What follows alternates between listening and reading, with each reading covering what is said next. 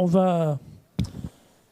va donc commencer cette dernière table ronde de la journée sur le thème « Un nouveau modèle de croissance ». Madame la ministre, merci d'être là. Et avec Christophe Géretti et Pascal, et on voudrait remercier Emmanuel Vaznex, qui est le PDG du groupe laiterie de Saint-Denis de l'Hôtel, LSDH, c'est plus financier comme terme, c'est plus court, qui est un chef d'entreprise un petit peu atypique, qui connaît bien ce territoire, qui connaît bien Richard Ramos, qui est un chef d'entreprise, il va en parler plus longuement, qui a connu un petit peu toutes les évolutions des entreprises et qui est à la tête aujourd'hui de ce qu'on peut appeler une ETI, une entreprise qui a près de 2000 salariés dans le domaine de l'agroalimentaire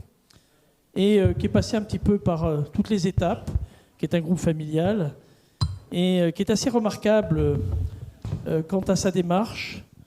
On peut dire qu'Emmanuel est un patron moderne avec une vision assez impressionnante à la fois vis-à-vis, je dirais, de ce qu'on peut appeler le RSE, mais également tout ce qui est le domaine de la recherche, du développement. Il vous en parlera un peu plus. Moi, en préparant cette table ronde, j'ai eu l'occasion de visionner plusieurs interventions sur YouTube, et notamment le discours de Varenne, où vous faisiez un discours présentant votre nouvelle unité. Et c'était un discours de 2015 que je qualifierais d'assez décoiffant, un petit peu, parce que vous disiez certaines choses, notamment vis-à-vis des politiques. Et l'air de dire qu'il fallait être très courageux pour être entrepreneur dans ce pays. Il fallait même parfois être, pas un peu fou, mais avoir des vraies ambitions.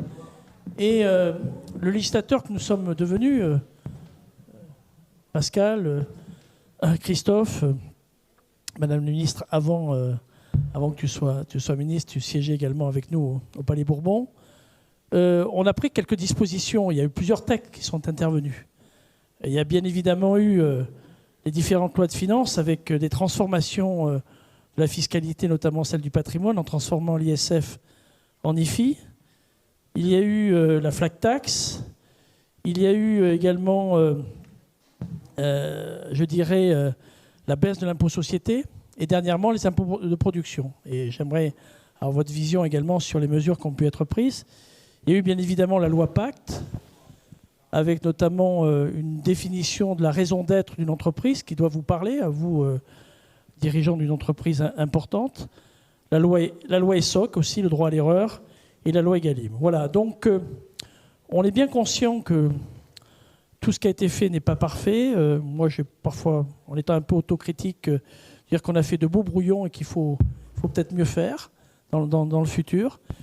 Mais on est là pour vous écouter, pour vous nous fassiez part un peu de votre vision d'entrepreneur. Vous êtes une ETI, c'est pas forcément un modèle. On a du mal, et Bruno Le Maire le dit lui-même, on a du mal à trouver beaucoup d'ETI dans notre pays par rapport à l'Allemagne ou d'autres pays qui ont plus de traditions d'entreprise un peu plus importantes. Mais j'aimerais que vous nous exposiez un peu votre histoire et en même temps, vous nous expliquiez comment on peut passer de la PME-PMI à l'ETI et vice-versa, quelles sont les contraintes, notamment en matière de gouvernance. Et puis la table ronde précédente parlait d'environnement. Là aussi, c'est des sujets importants qui peuvent être contraignants. Je me souviens d'une de mes dernières questions, dans le cadre des questions au gouvernement, c'était justement sur les contraintes que l'on imposait à l'entreprise. Est-ce que ce n'était pas un facteur de compétitivité par rapport aux autres entreprises, notamment au niveau international? Donc on peut s'interroger. Il faut y aller, bien évidemment, mais comment et dans quel contexte? Voilà, je vous laisse la parole. Ensuite, Christophe rebondira pour interroger notamment Nathalie et Pascal. Merci. Très bien, bah écoutez, merci de m'accueillir, merci à Richard, merci à député Belot, à qui on était tous les deux hier sur les sujets effectivement de recyclage et de nouveaux produits. Je voudrais commencer mon propos par deux préambules. La première, c'est que j'ai pas le sentiment d'avoir toujours raison dans ce que je dis. Et la deuxième, c'est que vous n'êtes pas obligé d'être d'accord avec moi. Hein, donc, mais je vais vous livrer finalement ce que moi, en tant qu'entrepreneur non politisé, je vis au quotidien et ce que je ressens pour mon pays, parce que d'abord, je voudrais dire que j'aime mon pays, je veux son développement, j'aime ses territoires, j'aime ses spécificités, sa diversité, et je veux que ça continue. Or, aujourd'hui, ce n'est pas obligé de continuer. Il y a des très très grands dangers qui actuellement sont en train de nous guetter. Et quand on parle, et j'ai eu l'occasion de le dire à certains ministres, du plan de relance, le plan de relance, ça ne se décrète pas, le plan de relance, ça s'applique. Et aujourd'hui, un chef d'entreprise, et ça, j'ai beaucoup aimé les 2 tables rondes précédentes, j'ai beaucoup appris dans un monde que je connais très peu, mais finalement, je trouve que l'entreprise, c'est un peu la synthèse de tout ce qui a été dit avant, avec peut-être un élément supplémentaire qui est l'aspect social, qui aujourd'hui est quelque chose qui est montant, dont je serais amené effectivement à revenir. Et aujourd'hui, je pense que l'entreprise, dans ce monde où il n'y a plus de fierté d'appartenir, d'intégrer, on est plus fier de nos équipes de sport, on est plus fier d'un certain nombre de nos universités, du monde politique aussi, qui a quand même aussi ses problématiques. Je pense que l'entreprise est le dernier refuge, en fait, finalement, où on arrive à faire la synthèse, parce que nous, on est obligés, pour exister, d'avoir des règles. Et je prends un exemple concret. Moi, j'ai des unités qui font de la salade. Et mon patron de cette unité me dit tu sais, moi j'ai 50% de la population qui épluche de la salade, qui est un monde important, parce qu'il ne faut pas oublier que tout le monde n'est pas bac plus 35. Il y a aussi des gens qui aujourd'hui ne savent pas lire, pas écrire dans ce pays. Et nous, on leur propose effectivement des métiers qui leur donnent du sens à leur vie et aussi à se lever le matin. Et bien la moitié qui est musulmane et l'autre moitié qui vote Front National. Et pourtant, on arrive à faire fonctionner ça. Donc l'entreprise, c'est ça. L'entreprise, c'est aujourd'hui cette cohésion qu'on arrive à faire. Et aujourd'hui, je le dis haut et fort, l'entreprise est bafouée.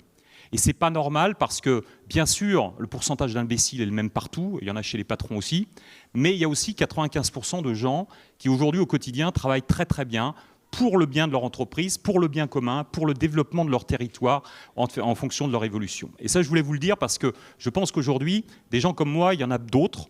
Et il y a des gens aujourd'hui, quand on leur dit ce qu'il faut qu'ils fassent, eh bien, ils s'investissent et ils continuent à développer. Et ça, c'est les véritables gens des territoires. Ce n'est pas ceux qui sont invités. J'aime beaucoup le président Macron parce qu'il a fait des choses très très bien et vous avez tous fait des choses très très bien, il faut le dire et le redire. Mais quant à Choose the France, on n'invite que les patrons des très grandes entreprises. C'est une erreur stratégique. On aurait dû inviter les patrons de PME, de TI, parce que le territoire, c'est nous. 98% des entreprises, c'est nous. Et nous, on n'a pas un raisonnement finalement financier. Vous savez, aujourd'hui, vous avez des décisions. J'étais il y a quelque temps à Dupingheim en Alsace, où une entreprise qui s'appelle Knorr est fermée le 1er octobre, 260 salariés mis à la porte, simplement parce que son coût d'exploitation, c'est 32 millions d'euros, et qu'en Roumanie, ce sera 15 millions d'euros, en Pologne, ce sera 17 millions d'euros, et donc Unilever a décidé de fermer. Vous aurez toujours de la maïzena, vous aurez toujours des soupes Knorr, sauf qu'elles ne viendront plus de France au travers de ça. Et bien ça, il faut le dénoncer. C'est un véritable scandale, et ce que j'ai dit au patron en le quittant, parce qu'on avait potentiellement un plan de restructuration, je lui ai dit, il était suisse, et je lui ai dit, vous savez, j'ai mal à la France quand je vois ça, parce que c'est pas normal que ces gens qui se soient investis, aujourd'hui, on se prive d'eux. Voilà ce qui est important. Et ce qui est important, c'est qu'aujourd'hui, l'entrepreneuriat en France est en grand danger. Le monde agricole est en grand danger. Et on a beau dire, il y a des choses qui se passent, j'entendais tout à l'heure parler de subventions, mais arrêtons ce monde de l'aide permanente. On vit sous perfusion, l'agriculture est sous perfusion, l'industrie, moi aujourd'hui, mes salariés deviennent des chasseurs d'aide. Il faut arrêter ce système-là. Nous, ce qu'on veut, c'est vivre correctement de notre métier, avec une valorisation qui tient compte de décisions qui sont prises sur le coût du travail, sur les impôts de production. On y reviendra un petit peu après. Juste avant de commencer, quelques mots sur mon entreprise. Mon entreprise a 110 ans. Elle est née par des producteurs de lait. Mon grand-père était ébéniste. Il est arrivé à Orléans pour réparer la cathédrale d'Orléans. C'est le principe d'une cathédrale, c'est que vous commencez un bout et vous recommencez parce que ça s'est usé entre les deux. Son ébénisterie a été détruite pendant la Deuxième Guerre mondiale. Pour nourrir sa famille, il a intégré une laiterie, il ne l'a jamais quittée. Il l'a racheté avec 6000 litres de lait, 9 salariés et 13 cochons, puisqu'on faisait avec le lait du fromage, et on mangeait le fromage et on donnait le petit lait aux cochons, et de temps en temps on mangeait les cochons, etc. C'était à Orléans. La PAC est passée par là, on a eu une concentration, et la PAC a été une décision politique extrêmement importante pour notre pays. Il fallait nourrir des populations qui avaient été décimées par la Deuxième Guerre, et elle a régionalisé ses productions. Notre territoire dans lequel vous êtes, c'est au nord le grenier de la France, c'est au milieu les fruits, les châteaux, les primeurs, très bien ici d'ailleurs, et puis c'est au sud le terrain de chasse des Parisiens, c'est-à-dire la Sologne, donc plus de vaches. Donc nous, notre métier en fait, et moi je ne devrais pas être là aujourd'hui, en tout cas mon entreprise, eh bien on est là parce qu'à un moment les hommes, avec un grand H, on dit finalement on nous force à aller dans une voie qui est celle de l'extinction. Eh bien, nous, on n'est pas d'accord. Et on va se relever. Et on va mettre finalement toute cette ingénierie humaine, parce que c'est bien là l'enjeu. L'enjeu, c'est de faire travailler des gens ensemble. C'est cette culture. Moi, je suis un homme du collectif et du collaboratif. C'est comment on crée de la valeur au travers, effectivement, de ce qui est créé. Eh bien, on n'a pas pris les mêmes voies. Et aujourd'hui, on est devenu une des grandes entreprises, effectivement, dans le secteur de l'agroalimentaire, en France, exclusivement au travers de ça. Les difficultés ont fait qu'on a été obligé de vendre l'entreprise en 1972 avec tous ces problèmes de succession que vous avez cités, qui ne sont pas simples. Et là encore, un gros travail a été fait qui pour moi n'est pas suffisant, mais c'est en bonne voie. Et puis, moi qui suis un agro de formation, j'ai intégré le groupe Danone. Et en 1996, alors que l'entreprise devait être vendue au groupe Lactalis, j'ai décidé de racheter cette entreprise avec mon père. Et nous l'avons repris par petits bouts, 50%, 66%, et puis maintenant 100%. Une entreprise qui est donc une ETI que je dirige avec mon frère et ma sœur. Nous avons chacun un tiers. Je n'ai jamais voulu avoir plus parce que l'essentiel, ce n'est pas que quelqu'un ait plus dans l'entreprise. C'est que l'entreprise, elle fonctionne et qu'elle se développe et qu'elle crée de la valeur et qu'elle crée de la richesse. Dans tout ce qu'on entend, on parle beaucoup de la dépense de la richesse. On parle beaucoup moins de sa création. Et ça, c'est le grand danger qu'aujourd'hui guette la France au travers de ce que l'on peut faire, sans oublier effectivement cette équation, et j'aime bien le mot pierre angulaire, entre cet aspect environnemental, cet aspect social, sociétal. Et je fais partie de ces patrons qui pensent aujourd'hui qu'on ne peut pas venir voir les gens que vous êtes en disant « il faut baisser nos charges sociales, il faut baisser nos impôts de production, il faut revoir cette fiscalité » et ne pas vous apporter de solution. Et je pense que des graves erreurs ont été commises. La taxe transport est une grave erreur parce que nous, les gens du monde économique, on a beau dire, on a beau faire, on réagit quand même toujours par rapport effectivement à ce qui peut se passer au niveau économique. Et quand aujourd'hui on élève des cochons en Pologne, des cochons en France, en Bretagne, qu'on les tue en Pologne pour les ramener en Bretagne pour faire du pâté, moi je ne suis pas un scientifique de l'écologie, mais je sais que ce n'est pas bon pour ma planète au travers de ça. Et on fait ça simplement pour des raisons économiques. Et je voudrais qu'on initie un nouveau mode de pensée, j'appellerais le made in bon sens. Parce que le made in bon sens, c'est qu'on revienne à des réflexions parce que tous autant que nous êtes, du salarié qui colle des pailles sur des briquettes à celui qui dirige une entreprise, nous avons tous notre capacité à générer effectivement du bon sens. Notre entreprise a grandi. Et puis, à partir de 2007, nous avons fait des rachats en Alsace, puis à Cholet. Ensuite, on a racheté, et ça, c'est l'entrepreneur qui a parlé juste à côté d'Orléans, une entreprise qui fait de la salade très en lien avec le monde agricole, et qui devait être reprise par le groupe Bonduelle. Et on a repris et on s'est diversifié dans le végétal. La phrase de l'entreprise, c'est la différenciation. Si aujourd'hui nous sommes les mêmes que les autres, il n'y a qu'une variable d'ajustement, c'est le prix. Et le prix, il y a toujours un margoulin pour faire moins cher que nous. Par contre, quand on est différent, et c'est pareil pour les gens, quand on est différent et qu'on arrive à créer différence sur les produits, sur les emballages, sur la façon de les fabriquer, sur la conception qu'on a de l'entreprise, nous avons tout misé sur le partage de la richesse créée. Moi, mes salariés, tous les ans, j'ai mes négociations annuelles de salaire au travers de ça. Et à un moment, je dis stop, on arrête. Maintenant, on ne va pas se battre pour 0,1%, on va se battre pour 20%. 20%, c'est ce qu'on va vous donner et c'est ce que vous allez mériter si on l'a gagné. Et nous partageons 25% de ce que l'entreprise gagne avec nos salariés, 3 mois de salaire supplémentaire. Voilà comment, et finalement, on a développé. Et finalement, les gens, quand ils sont dans une dynamique comme celle-là, ils ont compris que l'euro qu'ils allaient économiser ou que l'euro qu'ils allaient gagner, eh bien, ils en récupèrent 25%. Ils ont compris aussi que dans la transformation, ils étaient partie prenante de cette création. Et nous formons tous nos salariés à l'économie d'entreprise et tous nos salariés à l'alimentation. On parlait tout à l'heure de l'école. Moi, je dis, tout à l'heure, il y a eu des mots qui ont été prononcés sur l'école. Il faut que vous fassiez des réformes structurelles de l'école. L'école doit revenir à des basiques de la vie, le vivre ensemble et le bien commun, l'éducation à l'alimentation. On parle d'obésité, on parle de... Mais on n'éduque pas les gens comment bien manger au travers de ce qui peut se passer. On parle d'économie, on ne leur a encore pas expliqué qu'une pomme sur un arbre n'a pas de valeur. Ce qui fait la valeur de cette pomme, c'est le gars qui va cultiver le verger, qui va cueillir la pomme, qui va la mettre dans une caisse, qui va la transporter. Et c'est ça qui fait que votre kilo de pomme, il va être à 2 €. Voilà toute cette transformation. Donc nous, on initie ça, on parle ça et on le fait en France parce qu'on estime qu'aujourd'hui, il y a 3 choses fondamentales dans notre métier de l'alimentaire. Premièrement, il faut nourrir notre population. Il y en a marre de manger du poulet brésilien alors qu'on a des céréales à 15 km d'ici qui sont capables de les faire. Deuxièmement, il faut exporter des produits et je pense que notre territoire est tout à fait apte à le faire. Ce n'est pas une stratégie, c'est une opportunité. Il y a tout à l'heure des mots qui ont été prononcés. Il faut savoir quand même que nos raisonnements aujourd'hui sont extrêmement égoïstes. Il y a 1,5 milliard de personnes aujourd'hui qui meurent de faim dans le monde. qui n'en ont rien à faire de la problématique des EGM, des pesticides, etc. Je ne dis pas qu'il faut le faire. Ce que je dis simplement, c'est qu'il faut aussi qu'on ait une vision d'être finalement en tête de pont d'un système au travers de ce que l'on peut penser, mais on doit aussi penser que ces gens-là, leur premier basique, c'est effectivement d'avoir du riz dans leur gamelle tous les matins au travers de ça.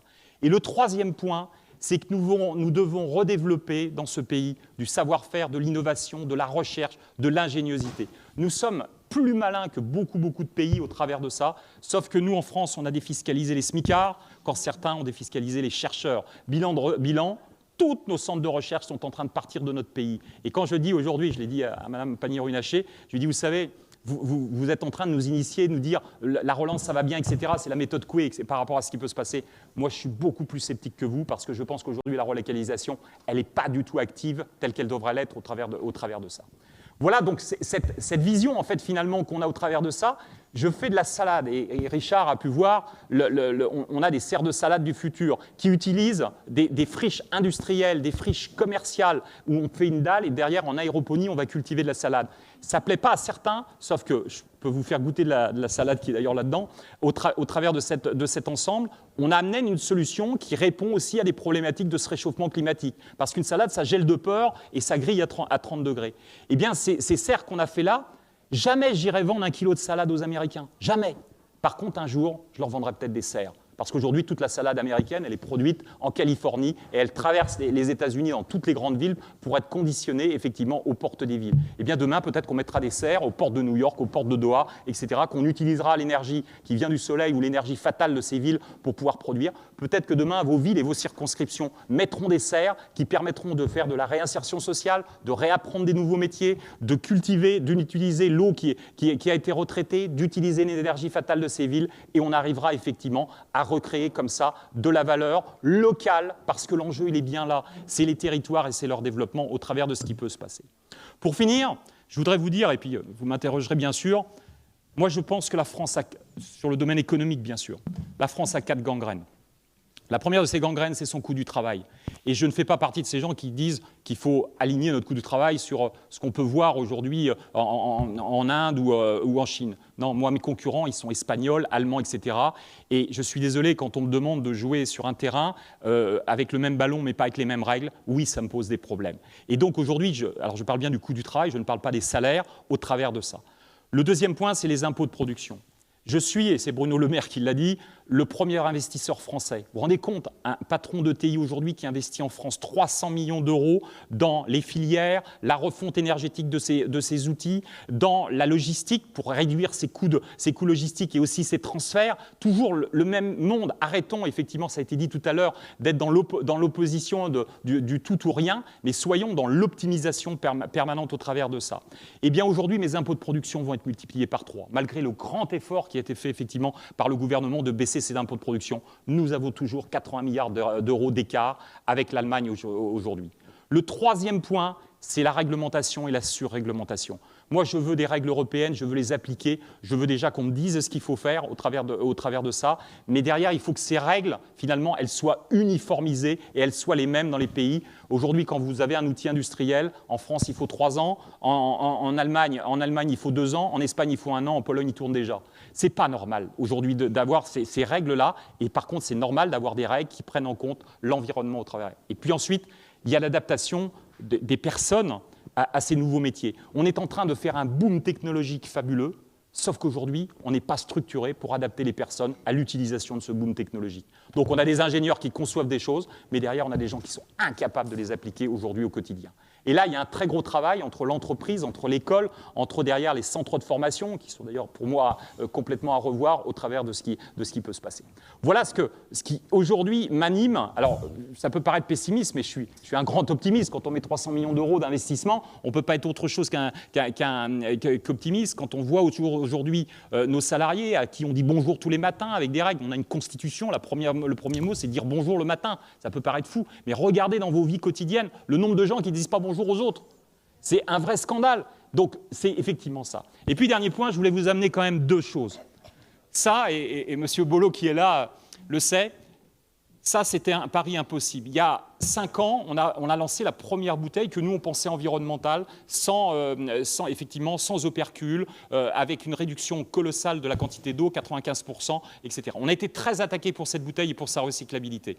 Eh bien, à un moment, au lieu de dire nous, on détient la vérité, et effectivement, on a raison et vous avez tort, et d'ailleurs, Mme Ségolène Royal nous avait bien alignés sans savoir, et ça m'énerve.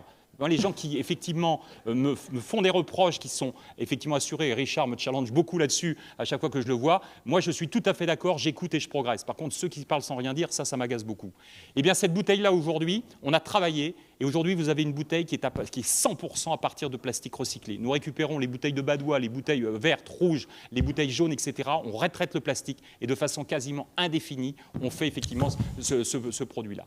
Simplement, cette bouteille est grise, alors qu'une bouteille de lait, normalement, c'est blanc au travers de ça. Et puis le deuxième qui est sorti cette semaine, eh bien, c'était un pari fou que j'avais relevé avec Mme Poisson quand elle était au ministère. Je lui avais dit un jour, on vous fera un sachet de salade en papier. Et bien voilà, le sachet de salade en papier, il est sorti cette semaine. 95% de papier, voilà aujourd'hui.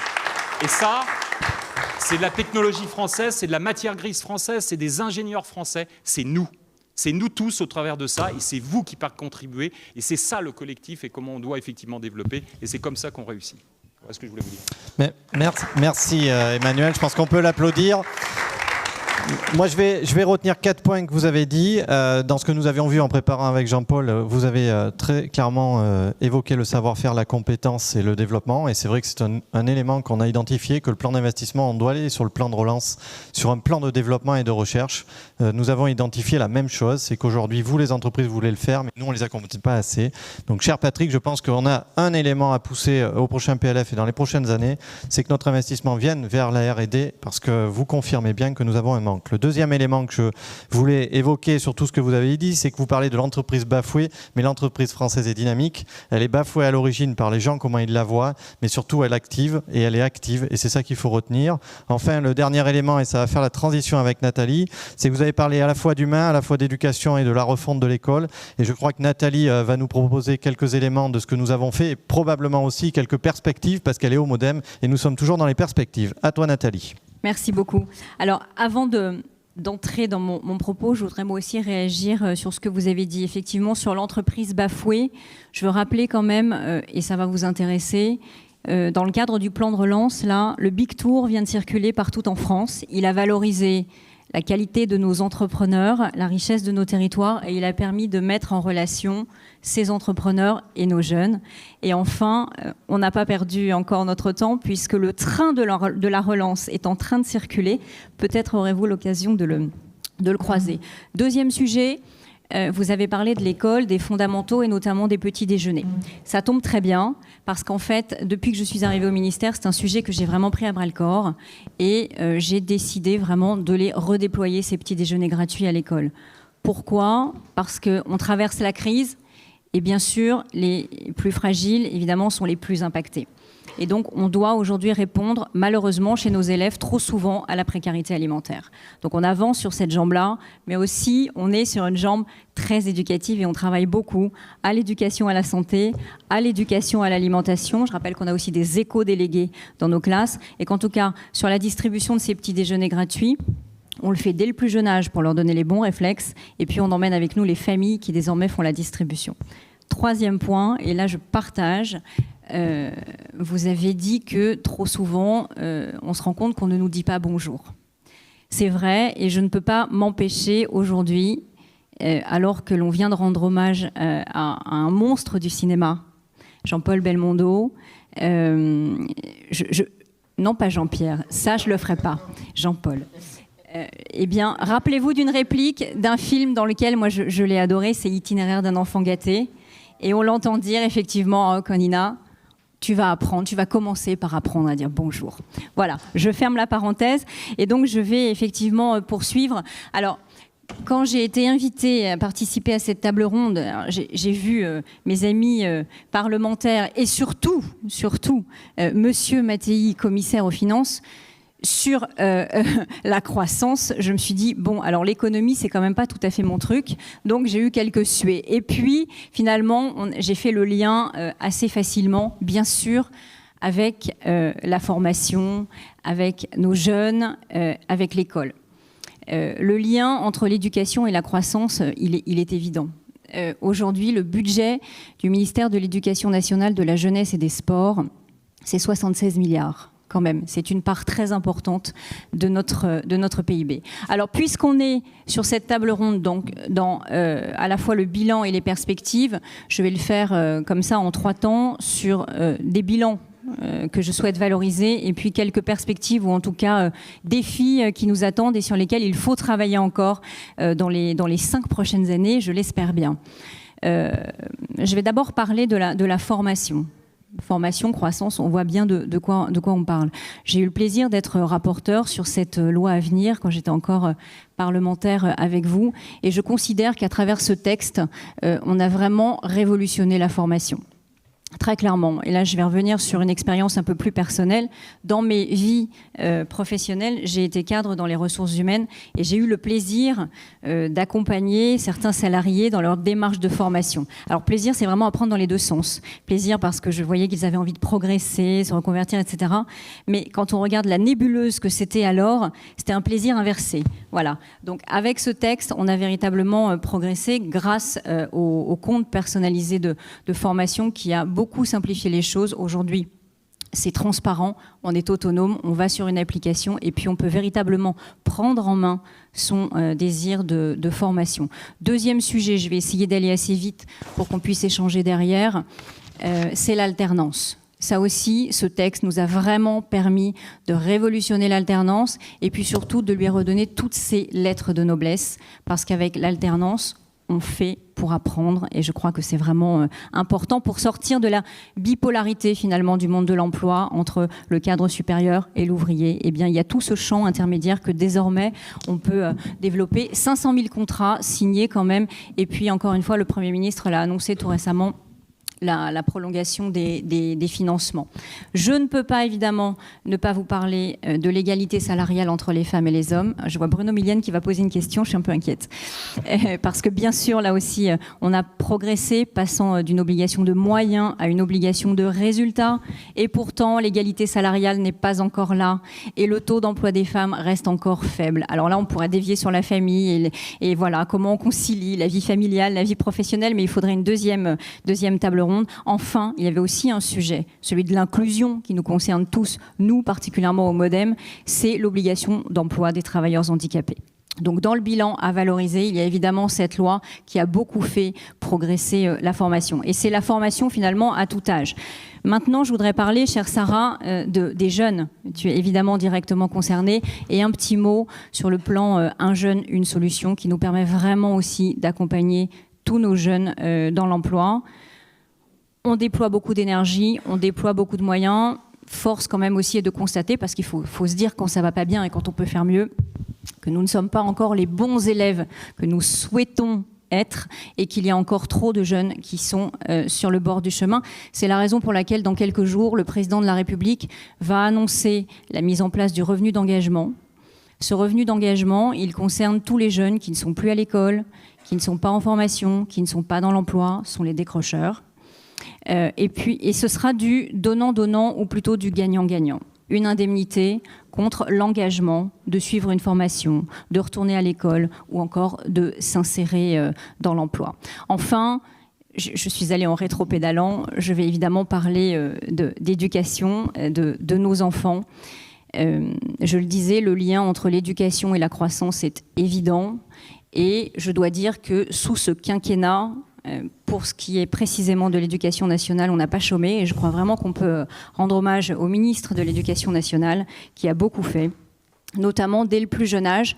Et si je devais citer comme ça quelques mesures, il y en a une qui pour moi est emblématique, c'est le dédoublement des classes de CP, de CE1 et de grande section. Alors vous pouvez penser de quoi elle parle, hein, son dédoublement des classes et la croissance. Et pourtant, quand on est assis sur ses fondamentaux, lire, écrire, compter, respecter autrui, quand on les tient bien, eh bien on est capable de poursuivre ses études et plus tard de s'insérer dans la vie, bien sûr, professionnelle. Il y a tant d'autres mesures sur ce sujet, mais peut-être que nous allons plutôt entrer dans le débat. Je le disais, bilan, un bilan riche à valoriser et puis aussi quelques défis. Je parlais de l'employabilité des jeunes. On a encore là à travailler sur cette question-là. Je lisais ce matin un quotidien qui traitait de la pénurie de main-d'œuvre. On est aujourd'hui en phase de croissance, notamment grâce au plan de relance, mais on se trouve face à une pénurie réelle de main-d'œuvre. Il y a certains secteurs, notamment, Pascal, je te regarde parce que je sais que le tourisme est concerné, et là encore, il va falloir déployer beaucoup d'énergie pour ramener ces jeunes. Alors, c'est la formation, c'est aussi un travail que l'on a à faire, je crois, sur les salaires. Alors, encore un exemple concret qui nous concerne. À l'Éducation nationale, on a beaucoup travaillé, notamment sur l'indemnité des professeurs et des jeunes professeurs. Bac plus 5 aujourd'hui pour être professeur des écoles, avec une entrée dans le métier qui était vraiment très faible.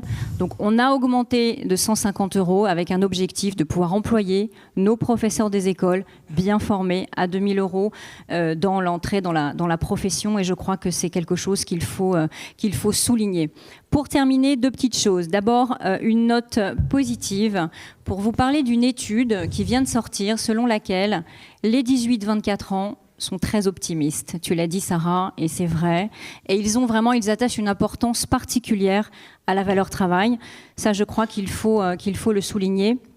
Enfin, encore une fois, en lisant la presse ce matin, c'était, j'ai oublié le titre, pardon, c'était Challenge, un dossier très intéressant que je vous recommande sur ce que veulent les Français pour leurs enfants, notamment en termes de choix de métier. Alors il y a un classement entre les métiers privilégiés, les respectés mais moins souhaités, les souhaités mais moins respectés et les boudés. Et juste pour finir sur un trait d'humour, cher Jean-Paul, et après je rendrai la parole, parmi les boudés, il faut quand même que je vous le dise, il y a les hommes et les femmes politiques. Mais merci Nathalie de ta fin en humour, on peut l'applaudir.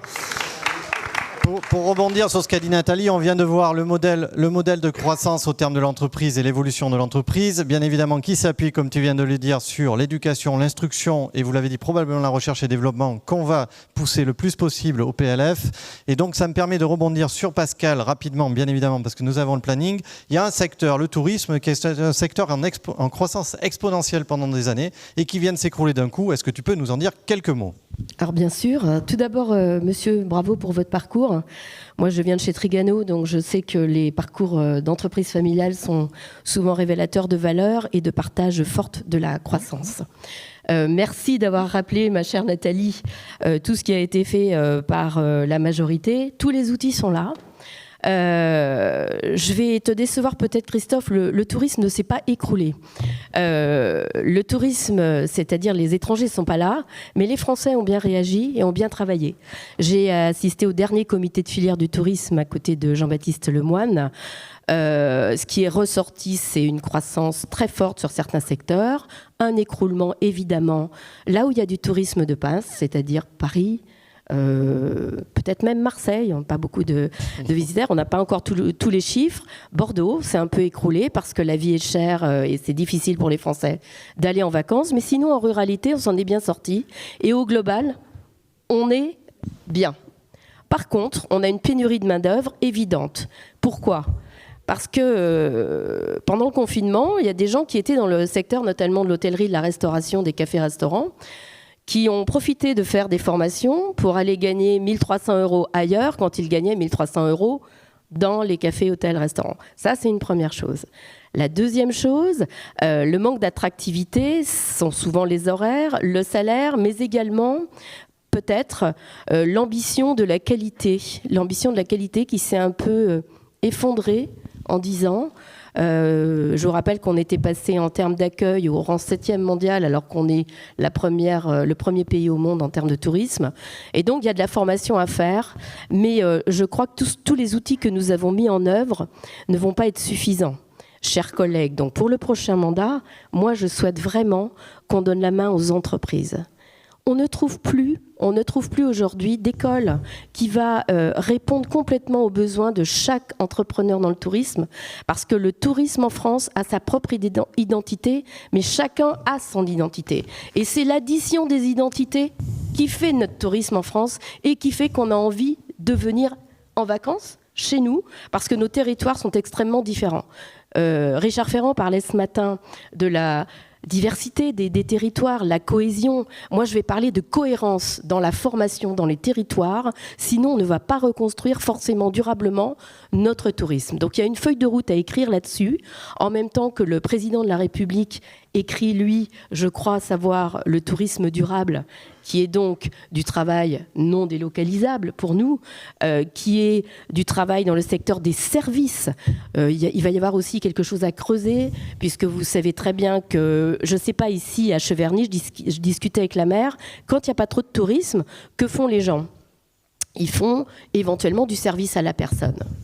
Simplement, il n'y a aucune entreprise ou aucun groupement d'employeurs qui va être capable de faire travailler et les secteurs du tourisme et des services à la personne ensemble dans une même règle de contrat de travail. Donc ça, c'est peut-être une innovation également apportée dans le cadre d'impact social que nous allons, j'espère, pouvoir porter pour la prochaine présidentielle. Voilà, c'est tout. Alors le tourisme va bien, pas partout, mais soyons optimistes parce qu'on accueille les JO en 2024 et on doit absolument parler positivement du tourisme en France. Merci Pascal. Voilà, c'était un petit zoom qu'on avait voulu faire. On a changé un peu la table ronde justement pour avoir un petit élément et nous moins parler avec Jean-Paul. J'ai 3 prises de parole déjà. Donc Jean-Paul va intervenir sur les impôts. Il va nous faire une petite question et un petit débat. Bruno et Jean-Pierre. Donc Bruno, tu as le micro, tu attaques. Ah bon, d'accord. Bien, merci Christophe.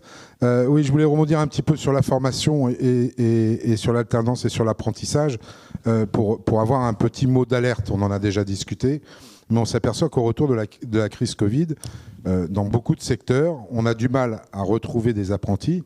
C'est une question d'attractivité, certes, mais je me suis laissé dire, Madame la Ministre, que plus on place d'apprentis dans les lycées pro et plus on a de subventions, et que du coup, moi j'ai des transmetteurs de savoir, qui sont des vrais transmetteurs de savoir, qui aujourd'hui vont refuser de plus en plus de prendre des apprentis parce que le niveau dans les écoles baisse. Pour pouvoir en passer plus, on baisse le niveau. Donc ça, c'est un petit peu compliqué. Et puis deuxième chose qu'a abordé rapidement Pascal, c'est que on est dans un système aujourd'hui, et moi je l'ai vécu quand je travaillais en entreprise, notamment dans le groupe M6, on est dans un système où quand on prend un jeune en alternance ou en apprentissage, on est obligé très souvent, trop souvent, de se plier aux diktats de l'école, qu'elle soit publique ou privée, et aux horaires de l'enseignement théorique, on va dire. Or, on est dans un tel mouvement de changement technologique qu'il faudrait qu'on fasse l'inverse. Écoutons les entrepreneurs et imposons aux écoles de s'adapter vraiment au rythme des entreprises. Moi, j'avais fait, juste pour vous donner l'exemple, j'avais fait une espèce de speed dating des entreprises dans le domaine des techniciens vidéo sur le numérique. C'est un truc très spécialisé. J'avais 10 entreprises, 10 écoles qui étaient là. 10 écoles. Il n'y en a qu'une qui a accepté d'adapter les horaires du gamin aux besoins d'apprentissage réels de ce qu'il allait faire demain et que nous, on allait lui inculquer dans l'entreprise. Et puis, dernier point qui énerve un petit peu les entrepreneurs, je ne sais pas si vous me donnerez raison, c'est bien de former des jeunes, que ce soit des apprentis ou des alternants. Mais quand vous avez fini leur apprentissage, qu'ils ont leur diplôme, et que systématiquement, pour certains, ils vont aller se vendre à plus offrant, alors que l'entrepreneur aura investi 3, 5 ans sur un jeune, je ne trouve pas ça normal. On devrait avoir, si l'entreprise est d'accord, bien évidemment, pour embaucher ce jeune qui a été formé chez elle, elle devrait avoir la primauté de le faire sur un contrat minimum de 3 ans. Voilà, c'est tout ce que je voulais dire. Merci Bruno, on va enchaîner les questions et après vous prendrez, et ça fera la conclusion. Jean-Paul, un petit mot sur l'impôt de production, je te laisse la parole et comme nous avons les mêmes avis, il n'y aura pas de sujet. Oui. Non, quand j'entends Emmanuel, si je peux me permettre, parler, pour moi, vous représentez l'archétype de ce qu'est l'entrepreneur. Souvent, on avait des débats dans l'hémicycle, notamment avec le côté droit, qui est en fait le côté gauche, sur les dividendes, la flat tax et autres, tout un tas de choses. Pour moi, l'entreprise, c'est un outil d'investissement, de développement, de recherche et autres. Et chaque euro dégagé en profit par l'entreprise, quand il est réinvesti, il va dans le bon sens. Il crée de la valeur ajoutée et autres. Et c'est tout à fait vertueux. Et tout ce qu'on a voulu faire, c'est justement améliorer un peu la fiscalité de l'entreprise en baissant l'impôt société. Vous évoquez les impôts de production. Dans votre discours de 2015, vous évoquez le crédit impôt recherche qui déclenche systématiquement, je crois me souvenir, un contrôle fiscal. Ça aussi, il faudrait qu'on le simplifie, puisque c'est un outil quand même très performant de la fiscalité française et qu'il faudrait développer. Il y a plein d'autres idées. L'amortissement des valeurs incorporelles, l'amortissement accéléré dans certains domaines. Enfin, tout ça, c'est des outils qui existent, mais qui mériteraient d'être améliorés et pour permettre une meilleure performance de l'entreprise. Il y a vraiment deux choses différentes. Il y a la fiscalité de l'entreprise, puis il y a la fiscalité du patrimoine, lorsqu'on n'est plus, je dirais, dans les affaires. Et je crois qu'il faut qu'on se pose les bonnes questions.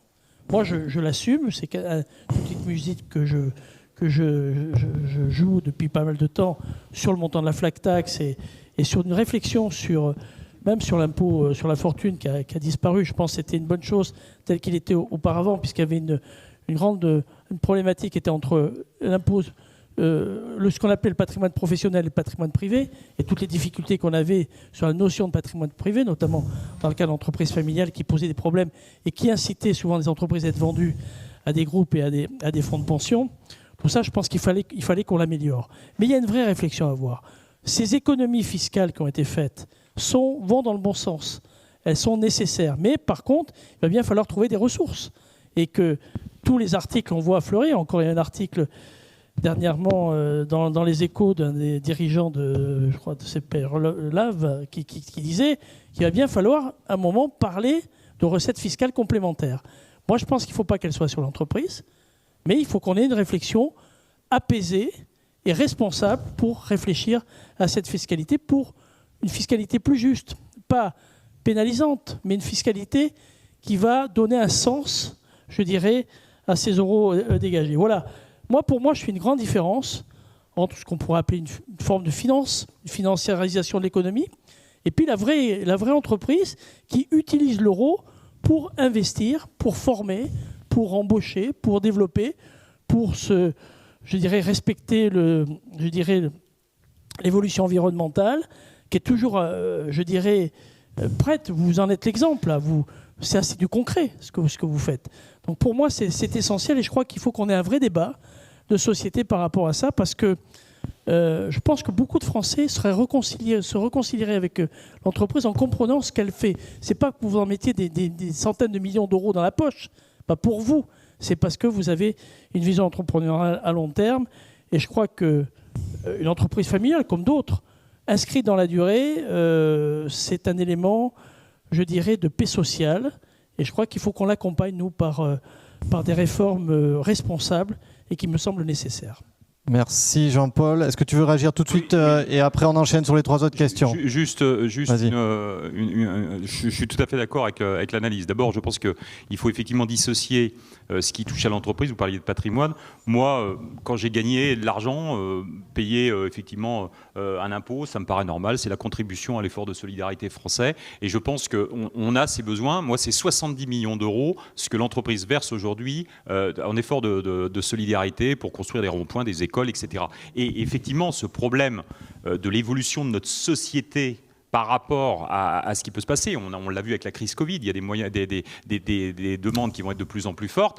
Je suis aussi un très très grand défenseur de la TVA sociale, pas au sens où il fallait participer au renchérissement des produits, mais il fallait impérativement, et c'est bien dommage qu'à l'élection du président Sarkozy et ce qui s'est passé entre les deux tours avec un certain nombre de députés qui ont basculé à cause de ce gros mot qui a été prononcé de TVA sociale, alors que ce n'était pas un gros mot, c'était simplement de dire comment est-ce que finalement on équilibre entre des produits importés qui n'ont aucune règle et qui sont pas sous couvert, et nos produits finalement qui sont pénalisés. Donc on avait des droits de douane à l'envers. Ensuite, quelqu'un qui vend son entreprise, le débat de à qui appartient l'entreprise, à qui appartient, c'est un débat historique. C'est des salariés qui ont fait l'entreprise, qui l'ont créée. Donc à un moment, parce qu'on a les actions, alors oui, on a pris un risque et ça mérite quelque chose, mais qu'on soit fiscalisé là-dessus, ça me paraît normal. Moi, c'est quelque chose qui me paraît complètement normal. Ce qui me paraît beaucoup moins normal, c'est quand on transmet l'entreprise, c'est-à-dire qu'on n'en tire pas un profit directement, qu'on la redonne à d'autres au travers de ce qui a pu se passer. Et encore une fois, on en avait discuté dans la voiture, la loi Dutreil a effectivement beaucoup amélioré les choses, mais qu'au derrière, on pénalise finalement l'entreprise parce que les actionnaires qui vont venir derrière vont pas pouvoir payer ça. Donc qu'est-ce qu'ils vont faire? Ils vont prendre des dividendes pour payer effectivement ces droits de succession au travers de ça. Ça, je ne trouve pas normal. Et vous voyez, il y a des choses qui se passent en ce moment. Dans les vignobles, par exemple, il y a des vignobles actuellement qui sont en train d'être vendus à des fonds de pension. La financiarisation de l'alimentation, mais regardez ce point-là avec un très très grande attention. C'est très grave ce qui est en train de se passer. Demain, vous aurez dans les rayons ce que des grandes marques internationales décideront. C'est très grave ce qui est en train de se passer. Et là, vous avez des fonds qui rachètent des vignobles à des montants complètement fous, et le petit gars d'à côté qui veut le transmettre effectivement à son fils, on lui dit « Attendez monsieur, c'est plus du tout la même fiscalité parce que votre voisin, il a vendu 10 fois ce que vous déclarez. » Et donc derrière, qu'est-ce qu'il fait? Il vend effectivement son...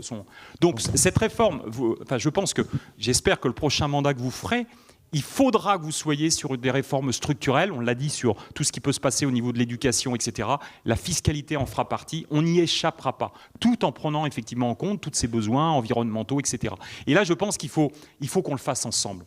Parce qu'il y a trop de mondes qui sont effectivement séparés, mais réfléchissons effectivement en mettant les choses sur la table, en regardant comment est-ce qu'on redéveloppe, en ne supprimant pas le crédit impôt recherche qui reste le dernier, je dirais, recours qu'on a pour développer la recherche dans nos entreprises. Si on n'a plus ça, tout se barre. Sanofi vient de décider de décentraliser ses centres de recherche en Allemagne et en Belgique. C'est pas parce que les chercheurs français sont pas bons, c'est parce que la fiscalité est meilleure là-bas. Donc voilà, et encore une fois, quand vous raisonnez, moi je suis à Orléans et je suis ici, j'ai beau râler pour être content, etc., mais j'y resterai à Orléans et je vais acheter ma baguette de pain dans la même boulangerie que mes salariés au travers de ça. Mais quand vous êtes à Atlanta, à Amsterdam ou demain à Doha, etc., vous n'avez pas le raisonnement. Vous prenez un fichier Excel et vous regardez là où c'est le moins cher en fiscalité, là où c'est le moins cher en coût du travail, là où il y a moins de contraintes administratives, etc. Et vous dites, l'entreprise, je la mets en Allemagne, à 50 km de la frontière française. Merci Emmanuel d'avoir fait le programme économique et financier que nous allons développer l'année prochaine. Rapidement, puisque je viens d'avoir un petit message qu'il faut aller vite. Jean-Pierre Cubertafond, 30 secondes pour ta question. Oui, ça, on a compris qu'il fallait qu'on aille rapidement. Il faudra revoir la partie réservée à la salle. On a été plutôt efficace avec Jean-Paul. Je dis ça tout à fait amicalement. Je voudrais revenir à votre entreprise, monsieur Emmanuel de Vasnex. Vous êtes quand même un patron atypique. L'univers du lait n'a plus de secret pour vous. Vous êtes sportif, vous êtes excellent cycliste amateur et il faut du souffle. Et du souffle, dès qu'on vous a vu une fois, on voit que vous en avez. Mais la question que je voudrais vous poser, vous attribuez le succès de votre entreprise à plusieurs facteurs sûrement et cette magnifique croissance. Est-ce que ce sont les circonstances, la diversification de vos activités, vos investissements en recherche et en développement, ou tout simplement votre dynamisme et vos convictions? J'aimerais savoir, car si on a des conseils à donner, on vous citera un exemple. C'est marrant parce que c'est la deuxième fois qu'on me pose la question en 15 jours. Donc, et j'ai répondu les deux fois la même chose. D'abord, je dirais que c'est les hommes. Avec un grand H. Quand je dis homme, c'est toujours avec un grand H. C'est bien sûr les femmes et les hommes de l'entreprise. C'est eux qui nous donnent l'envie à nous de continuer au travers de ça. Ensuite, je pense qu'il y a une part d'intuition. Il y a beaucoup de curiosité. Il faut être curieux. On n'est pas assez curieux. On ne va pas assez voir. Alors, je trouve que moi, je connais un certain nombre d'entre vous qui venaient souvent dans les entreprises. Continuez à le faire. Soyez curieux. Allez voir. Challengez-nous, etc. Nous, on est le fruit de ça. Et puis ensuite, c'est l'humilité. Parce qu'aujourd'hui, les gens qui sont bourrés de certitudes, il faut les fuir. Il faut avoir des convictions. Moi, j'ai par exemple la conviction que notre monde agricole est en grand danger et qu'aujourd'hui, il faut investir dans les filières agricoles très rapidement. Sinon, nous n'aurons plus assez à manger pour nourrir notre population. J'ai la conviction aussi que les territoires, aujourd'hui, c'est marrant parce que plus on dit il faut sauver les territoires, leur donner du souffle, leur donner moins ça se fait. En fait, on voit que plus, et ça c'est un des reproches que j'avais fait à M. Castex et au président Macron quand j'avais eu l'occasion de le rencontrer, je lui dis, vous nous parlez que vous développez les territoires, mais en fait, dans les faits, ça ne se passe pas. Donc, c'est ça, c'est-à-dire qu'il faut redonner. Sinon, moi, je peux vous le donner, le schéma. Vous mettez toutes les usines le long de l'autoroute A6 ou A10, et vous mettez tous les gens dans les villes. Comme ça, vous allez voir le meilleur modèle économique. Sauf que c'est pas ça, nous. Notre pays, il n'est pas là, c'est une terre de diversité. Si on veut se comparer, notre blé, et vous voyez les Beaucerons que je connais bien, qui pendant des années m'ont dit faire du blé en Beauce, c'est vraiment l'avenir, etc.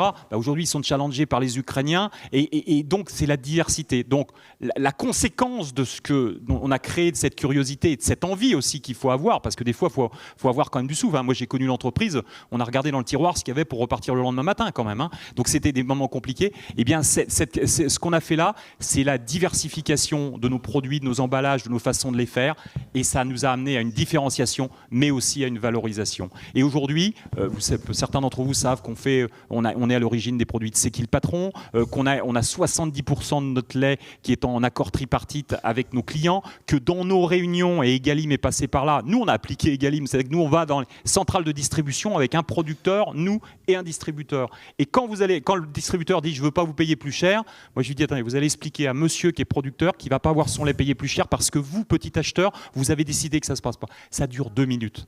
Et par contre, pendant 1h30, on parle de comment on développe, comment on donne du sens au consommateur, comment on lui explique, comment tout ça, on parle de plan d'action. Et le monde agricole, je vous l'ai dit, porter une attention très très forte et très rapide sur ce monde-là. Sans ça, ce monde agricole va dépérir. Les agriculteurs ont besoin de 3 choses. Ils ont besoin d'un prix rémunérateur et qui arrête d'être aidé comme il est aidé aujourd'hui avec des aides qui viennent pas, comme ce qui est en train de se passer dans le bio. Demain, ils veulent de la visibilité et ça, c'est votre travail de fixer le cap. De quelle alimentation on veut demain? Est-ce qu'on veut du bio? Est-ce qu'on veut de l'agriculture raisonnée, etc. Ça, c'est votre métier de nous fixer effectivement de ce que veut la collectivité au travers de ça. Et troisièmement, ils veulent de la reconnaissance. C'est-à-dire qu'on aille les voir et qu'on les respecte en tant qu'agriculteurs. Parce qu'on parle beaucoup de la biodiversité, mais les sentinelles de l'environnement, c'est les agriculteurs. C'est eux qui aujourd'hui détiennent ça. Donc voilà, donc c'est cette curiosité qui moi m'amène à m'intéresser à tout, à être beaucoup d'humilité. J'apprends tous les jours, j'ai beaucoup appris aujourd'hui, je vous en remercie d'ailleurs, au travers de ça. Et c'est ça qui fait la richesse, c'est que derrière, elle est communicative. Et puis j'espère qu'elle emmènera de plus en plus de gens. On a passé un excellent moment avec le député Bolo hier sur les aspects de recyclage. Ben voilà, on a dit à un moment, bah oui, ils nous disent ça, c'est peut-être pas complètement bête et on va créer de la valeur et on va essayer de le développer. Merci Emmanuel. Je viens d'avoir l'alerte, il faut qu'on clôture. Je vais juste remercier les 4 intervenants. Jean-Paul, bien évidemment, mais on a l'habitude. Nathalie, et puis pour ta compétence au ministère. Emmanuel, pour ton dynamisme, ta vision et ton innovation. Et puis, ma chère Pascale, toujours pour ton attrait au tourisme et puis ta verve ambitieuse. Je veux juste rajouter un élément parce que n'oubliez pas que c'était nouveau modèle de croissance, le thème. Et moi, j'ai relu le concept de croissance. Il y a 2 principales sources. La première, c'est l'accumulation de capital, qui est très connue. C'est le grossissement. Et le deuxième, on en a beaucoup parlé, c'est le progrès technique et l'innovation, c'est l'endogène. Et nous, notre avenir, et je pense qu'on va le porter, j'espère Patrick, tu seras d'accord avec nous, c'est celui-là, effort de croissance que nous devons faire, parce que si nous devons avancer avec tout ce que vous avez dit, c'est le progrès, la technique et l'innovation qui amènera le nouveau modèle de croissance. Merci et bonne soirée à tous.